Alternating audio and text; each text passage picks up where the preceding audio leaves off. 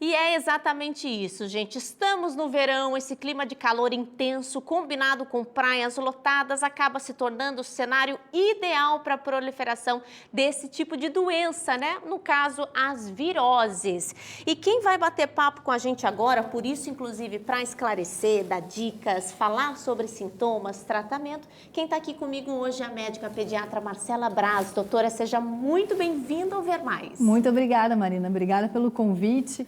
É sempre um prazer esclarecer dúvidas, né? Acalentar os corações das mamães e papais aí nesse período que realmente demanda uma atenção diferenciada aí pra gente. Todo mundo preocupado, então vamos começar explicando para quem está em casa o que é virose, o que são essas viroses tão frequentes nessa época do ano. Certo. Na verdade, a virose é um nome popular, né, que a gente acaba dando para essas doenças diarreicas, que são as gastroenterites agudas, então vômitos, diarreia, às vezes acompanhado por febre, né? Então a gente dá o nome popular de virose, mas não são só os vírus que causam essas infecções. Então a gente tem vírus, né, que são coronavírus, ou adenovírus, rotavírus, mas também existem bactérias que causam isso, né? Então por isso que a gente tem que ter todo um olhar não só da transmissão viral, mas também da transmissão bacteriana, que tem mais a ver com os alimentos, com as coisas de higiene. E aí os sintomas são esses. É bem difícil diferenciar se é vírus ou se é bactéria. Geralmente as infecções por bactérias são realmente um pouco mais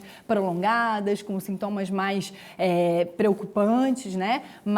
E o vírus geralmente dura ali em torno de 48 horas, são casos agudos, né? Com muitos sintomas, mas a resolução dele também é mais rápida. E é justamente isso que eu vou aproveitar o gancho para perguntar, né? Como diferenciar se é uma virose, se é uma outra doença, se até mesmo intoxicação alimentar, que é frequente nessa época do ano, ou até a dengue. Como saber? É bem complicado pelos sintomas, principalmente na minha área, que é a área da pediatria, né? Então, a gente acaba lidando com os sintomas e avaliando a evolução deles para a gente pescar qual seria o diagnóstico, né? Então, como eu lhe falei, os vírus têm os vômitos e as diarreias presentes, mas não é um quadro que deixa a criança muito debilitada, né? Não vem sangue nas fezes, por exemplo, não é uma febre tão alta e persistente, e a diarreia da bactéria, daquelas causas alimentares, tem uma chance maior desses sintomas mais graves, né? Sintomas de febre, de lesão, né, ali já realmente mais grave do intestino, causando sangramento.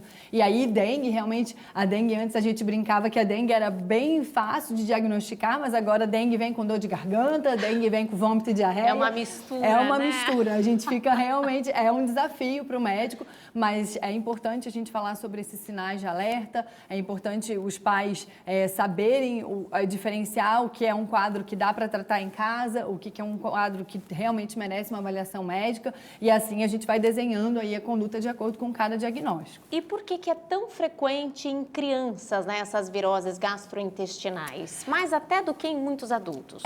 Primeiro pela questão da imunidade, né? Então a imunidade de uma criança é diferente da imunidade de um adulto, então eles acabam sendo mais suscetíveis mesmo. Tem a questão da higiene das mãos, então os adultos têm uma consciência, né? Graças a Deus, né? até por conta da pandemia que a gente passou, a gente conseguiu implementar mais isso da higiene das mãos, do uso do álcool, e criança não tem tanto essa capacidade de manter uma boa higiene, compartilham mais, né? Então pega a espeta de bota na boca, compartilha o brinquedo, tem a saliva ali misturada, então realmente a chance de infecção é maior. Doutora, algo importante para a gente reforçar para quem está em casa. Quando tratar os sintomas? Ali mesmo, em casa, quando procurar um médico? Certo, então o que é o importante? A criança começou com vômito e diarreia, o que a gente vai fazer, né?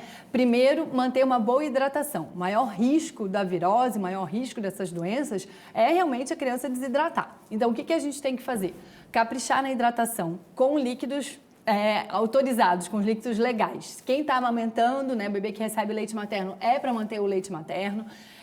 Quem não é mais, né, os mais velhos, então pode manter a fórmula que usa, né, habitual, não pode dar refrigerante, não pode dar sucos industrializados, adoçados, não é para dar aqueles isotônicos de adulto, que é super comum a gente ver as mães dando, porque aquilo ali é calculado para um adulto, atleta, não tem nada a ver com a quantidade de eletrólitos que uma criança está precisando naquele momento. Olha. Então, o que a gente vai precisar? Vai, né, ali caprichar na quantidade de água mesmo, pode dar uma aguinha de coco, pode dar o ideal ideal é até o soro mesmo de reidratação, que são aqueles que já tem prontos na farmácia, com saborzinho, você vai deixar na geladeira a cada episódio de diarreia, você vai oferecendo um pouquinho para a criança para que ela mantenha a hidratação dela.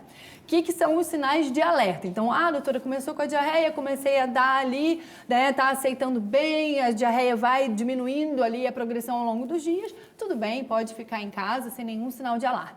Sinais de alarme: uma febre muito alta, muito persistente, vômitos que impeçam essa criança de aceitar o líquido, então às vezes a criança começa a vomitar tanto que não consegue aceitar o líquido e acaba desidratando, né? Sinais de desidratação em criança: boca seca, sem saliva, chorinho sem lágrima, pouco xixi, uma irritabilidade, uma sonolência excessiva. Então, isso tudo, né, são sinais, junto, né, com o sangue no cocô, uma criança muito prostrada, isso tudo são sinais de alerta e esses sim merecem ir ao pronto atendimento. Esses têm que ser avaliados pelo médico que acompanha, na UPA, no posto de saúde perto da sua casa, mas tem que ser avaliado realmente. E existe uma maneira de evitar com que outros membros da família peguem virose? Sim, existe. Primeiro, caprichando na higiene das mãos, né?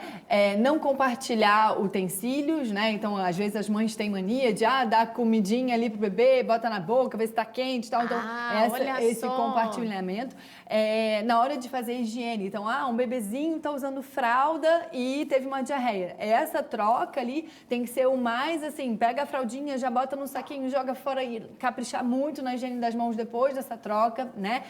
Os alimentos que a gente consome também tem que ter muita atenção, né, gente? Então, essa época de verão acaba aumentando mais, porque a gente acaba sendo mais permissivo de comer na rua, vai aumentando ali a quantidade das guloseimas, e aí coisas talvez que não foram preparadas de uma forma adequada, né? Que água é essa que você está tomando na rua? Será que é uma água mineral de verdade? Um gelo mineral? Então, tem um monte de coisa, uns cuidados que a gente tem que ter para impedir aí realmente a transmissão. E esses cuidados, inclusive, se estendem para comer na rua, né? Exatamente. Ou seja, o cuidado de casa, mas também o cuidado quando sai. Exatamente. E aí também é importante nessa nossa época de verão olhar a praia, né, gente? Então, assim, quer ir à praia, a gente como pediatra quer mesmo que as crianças tenham esse contato com a natureza, que elas aproveitem as férias, o verão, mas olhem, o mar tá legal, tá adequado ali para a criança ir, não tem indicativo de que tem o mar poluído, né? Evitar também qualquer alimento, assim, né, que você não sabe a procedência desse alimento vendido na praia. Então, essas são medidas para deixar o verão legal para todo mundo e sem nenhuma intercorrência aí mais grave. Doutora, muito obrigada pelos esclarecimentos. Imagina. Volte sempre, Obrigada, viu? Obrigada.